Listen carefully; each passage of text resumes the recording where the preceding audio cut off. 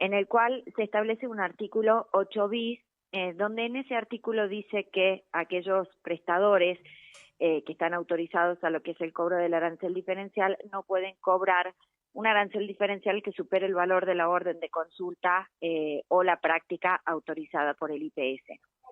Básicamente lo que busca este proyecto es regular lo que es el cobro del arancel diferencial, porque como vos bien lo decías hace un ratito, existen muchas disparidades entre cada uno de los profesionales y qué es lo que cada uno cobra, y al momento no hay nada que lo pueda regular o que lo pueda establecer.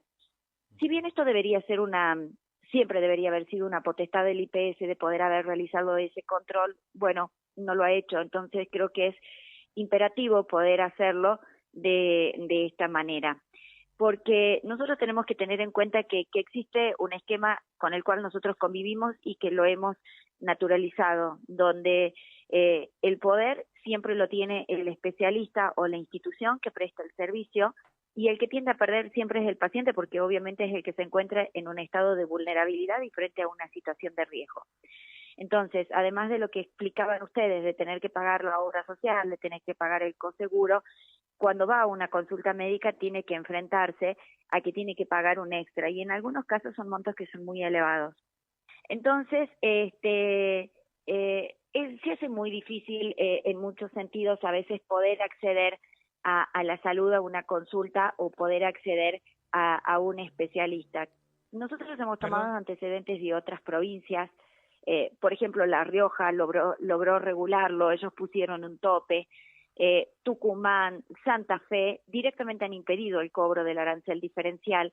De hecho, Santa Fe en el año 2017 ha sancionado una ley, y creo que esto es imperioso que nosotros también podamos hacerlo, porque estamos viviendo ante una situación económica, social muy, muy compleja, muy difícil, y donde la salud se termina tornando una cuestión que es solamente para aquella gente que tiene dinero, porque si vas al médico y como me comentaban ayer y tenés que hacerte una cirugía, por ejemplo, ayer me contaban que para una cirugía de ligamentos de rodilla cobran 580.000 pesos de arancel diferencial. ¿Quién los tiene hoy? O sea, un empleado público tiene ese dinero para poder pagar ese arancel diferencial para una cirugía. No. Entonces, hay mucha gente que está cobrando por debajo. Salió el índice del INDEC, donde para no ser pobre tenés que cobrar 800.000 pesos. Por debajo de esa línea ya sos indigente. Y hay mucha gente que no alcanza a cobrar esos 800.000 pesos. Si va al médico, se tiene que operar y tiene que pagar este monto, y claramente que no lo puede hacer. Entonces, ¿qué pasa con esto?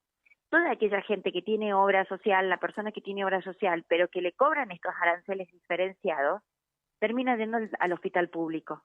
Claro. Y ahí es donde se produce la saturación del sistema público, y obviamente termina siendo un caos la salud.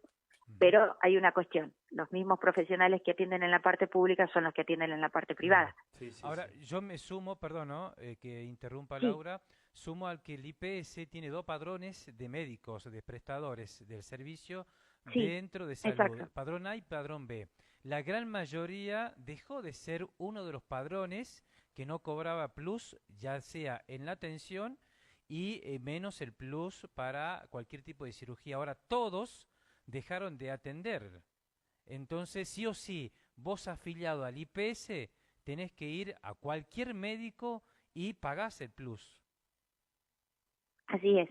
Con un agravante más, que me contaban muchos, he recibido muchas denuncias desde que presenté el proyecto, más allá de las denuncias y de lo que yo he tomado conocimiento y de los antecedentes que tenemos de cuando era jefa de auditores y subgerente de prestaciones médicas del IPS. Por ejemplo, el otro día me mandó un mensaje una señora felicitándome por el proyecto y me decía que ella había llevado a su nieto que estaba enfermo al consultorio y que había tenido que pagar la orden de consulta, 10.000 pesos de arancel diferencial y 4.000 pesos extra más por un sobreturno.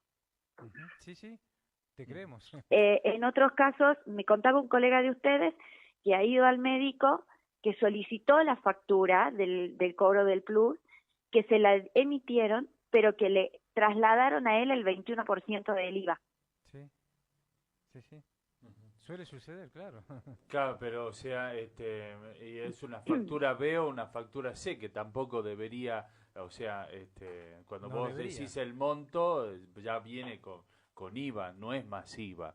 Pero Laura, o sea, vos lo que estás diciendo es que en el proyecto, el artículo 8 bis de la ley 7127, que habla de que, o sea, el arancel se pague lo mismo que abona el IPS. ¿Y cómo nos anoticiamos nosotros cuánto es lo que paga el IPS? Primera pregunta. Y segunda, o sea, vamos a blanquear que pagamos el IPS, pagamos el coseguro, pero además tenemos que pagar este arancel diferenciado lo mismo que pagaría el IPS. Y así sería el proyecto de y ley. bueno, yo me sumo a la pregunta, ¿y por qué tenemos que pagar ese extra? Si estás pagando una obra social, estás pagando un coseguro, ¿por qué tenemos que pagar ese extra? Bueno, está muy buena esa la última pregunta. Claro. Pero la respuesta a eso es que, a ver, el IPS tiene dos padrones. Este proyecto apunta más que nada a los del padrón. Obviamente el padrona no puede cobrar arancel diferencial, no debería cobrarlo bajo ningún punto de vista. Y aquellos, por ejemplo, que cobren, solicitarle la factura, hacer la denuncia y, de hecho, mira, cuando buscaba los antecedentes encontré una resolución de un prestador el cual había cobrado, que era del padronal. La señora fue, hizo la denuncia, se inició el sumario y se lo suspendió por 2 meses y se lo obligó en ese momento a pagar una multa de 5.000 pesos. Estoy hablando en la época en la que yo estaba en el IPS, con lo cual era una multa alta en ese momento. Ahora, el IPS, al tener el padrón B, que aquí es donde surge el problema, porque dentro del padrón B vos también tenés, y esto de acuerdo a un estudio que ha hecho el diario El Tribuno, tenés distintas zonas, ¿no? Sí. En la zona norte te cobran un monto de arancel diferencial, en la zona sur te cobran otro monto y la zona más cara es la zona del centro. Entonces lo que buscamos es establecer un monto para el padrón B, que sea un tope, que por supuesto tendrá que estar sujeto a lo que es la inflación y demás, que ya lo veremos, porque el proyecto quedó en comisión para seguir trabajándolo. Claro. Pero es establecer este tope y que no cualquiera pueda cobrar cualquier monto. Aquellos que ingresan al padrón B tienen que tener 5 años de especialidad, la especialidad rendida, tienen que tener recertificación, es un montón de requisitos que tienen que cumplir. Bueno, que esa era otra de las cuestiones que, por ejemplo, me planteaba también el doctor Viela, de que verdaderamente se cumplan esos requisitos para poder ingresar al padrón B y que no cualquiera que haya hecho un curso vía internet puede ingresar y ser prestador del padrón. Claro. Lo que no Entonces, me queda claro, ¿cuál? Son muchas las cosas que hay que regular. Bien, Claro. perdón, ¿no? ¿Cuál de los dos padrones tiene que cobrar? ¿El padrón A El o padrón B. B? El B. El único que está autorizado a cobrar Sí. es el padrón B, que es el que te acabo de explicar, Bien. que tiene que cumplir esos requisitos. Perfecto. Ahora Para que vos puedas ingresar y puedas cobrar. Sería importante, Hoy te cobra perdón, ¿no? todo el mundo. Laura, sería importante investigar porque la gran mayoría del padrón A ya no están en el padrón A. Entonces, no, cuando vos vas y querés acceder a cualquier médico y especialidad del padrón A, no tenés opciones. Entonces, sí o sí recurrís a un padrón B, el que te cobra. Exacto. Sí. Entonces, Bueno, está bien, lo que pasa es que el médico se puede cambiar automáticamente, no hay nadie que lo obligue a estar dentro del padrón A o el padrón B. Oferta-demanda. Se puede listo. cambiar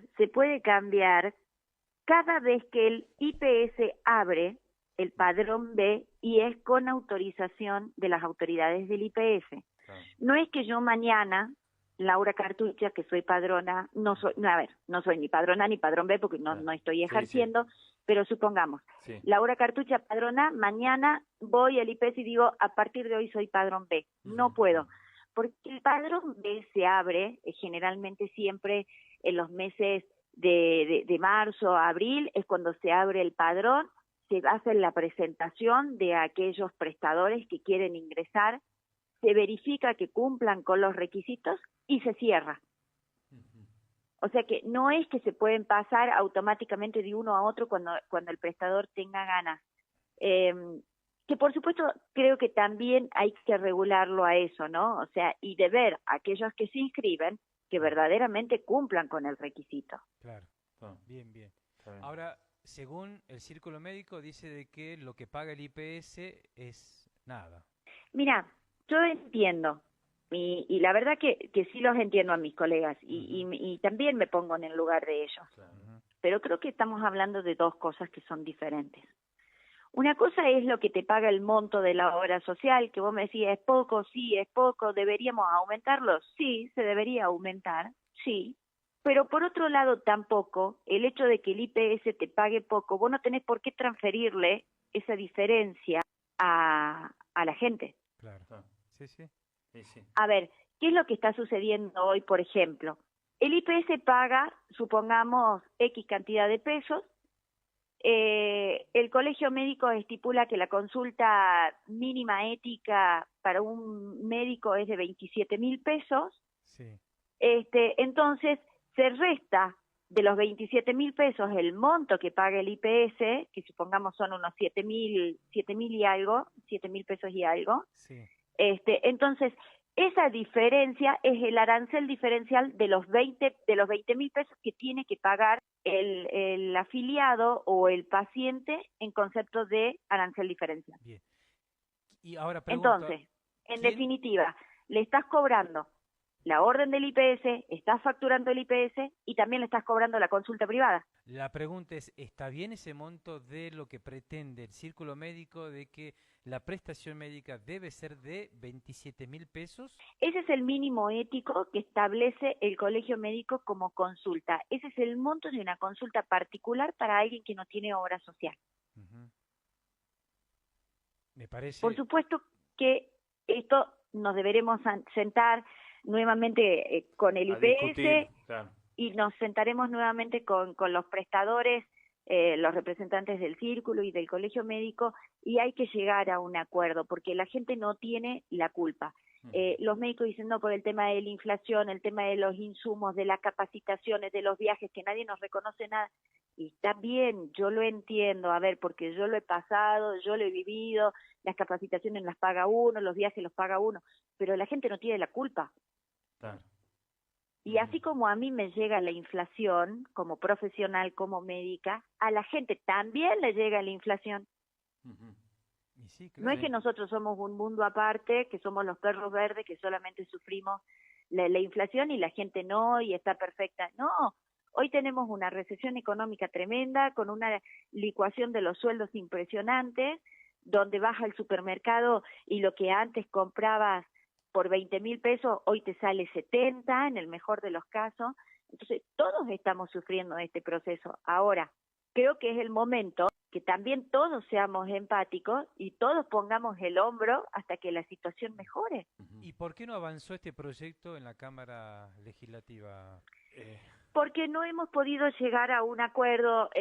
A ver, lo que se puso en el artículo de la ley de este proyecto, obviamente los prestadores no están de acuerdo. Sí, seguro. Entonces no hemos podido llegar a un acuerdo entre la obra social y los prestadores, que bueno, que hemos quedado, que nos vamos a sentar, que lo vamos a discutir y que vamos a seguir. Yo voy a seguir insistiendo en este proyecto.